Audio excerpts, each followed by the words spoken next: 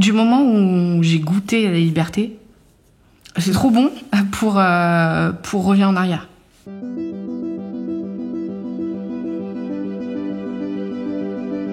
J'ai été rapidement coupée de mes amis. Ma famille, j'avais des contacts, mais en fait, ils se posaient des questions, donc ils m'en posaient. Donc je limitais les contacts. Il me disait, mais t'es pas une femme battue, je te mets pas de coups de poing. Et c'est vrai, il m'a jamais mis de coups de poing. Par contre, il me poussait, il me faisait tomber, il m'a mis des coups de genoux, des coups de tête. Mais pour moi, je suis pas une femme battue. En fait, c'est comme si je me convainc moi-même que c'est pas ça. Je me souviens une fois, j'étais dans la chambre et au moment où il est rentré dans la cour, sur le véhicule qui roule sur les graviers, l'entend arriver, j'ai eu une boule au ventre. Je me suis dit, c'est quand même pas ça, enfin c'est pas normal, j'avais jamais vécu ça avant.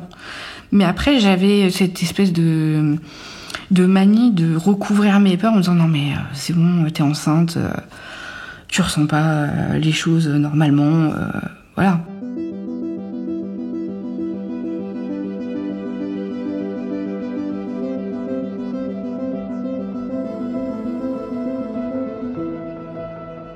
Je sais qu'il faut que je parte très très vite.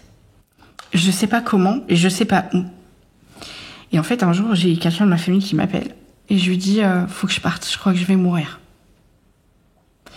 Et là, il y a une organisation qui s'est faite où la personne me dit je t'envoie un taxi.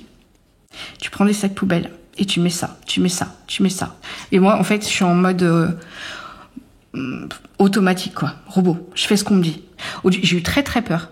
Je sais pas, j'avais peur de le croiser, il y avait une espèce d'omniscience qui était horrible. J'avais peur de croiser quelqu'un de sa famille, je me sentais surveillée, mais on a l'impression de devenir fou.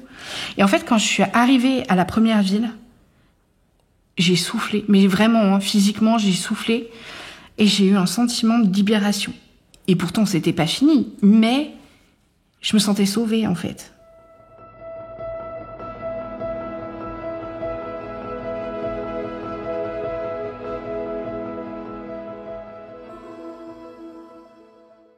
Moi, il y a 2 choses qui m'ont énormément aidée. C'est le travail, déjà. Enfin, un endroit où j'étais respectée, où j'étais entendue et où j'étais capable. Et où on poussait, en fait. Et l'autre chose qui m'a aidée, c'est de cofonder une association. L'UNFF, l'Union nationale des familles de féminicides. Et à mon tour, j'aide des femmes qui sont dans cette situation. Et je peux leur dire, mais cette peur-là, je l'ai eue, en fait. Et c'est normal, et t'es pas folle. Et ça passera. Mais c'est normal. Je peux même leur dire... voilà, ouais, là, tu ressens ça, t'as l'impression que c'est pas de la violence, mais si, c'est de la violence. De reformuler, en fait, ce qu'elles vivent. Après, la vie, elle a pas la même saveur. Et quand on en est sorti, on sent vraiment... C'est très difficile de mettre des mots dessus, mais on se sent vivre, en fait. Tout ce qu'on fait, on le sent puissance 1000. Parce qu'on sait qu'on l'a gagné. Et ce que ça nous a coûté, aussi. Et partir, c'est un pas, franchir le seuil de la porte, c'est un pas qui est super douloureux et difficile à faire. Mais l'après est tellement mieux qu'il faut le faire, ce pas. Bravo.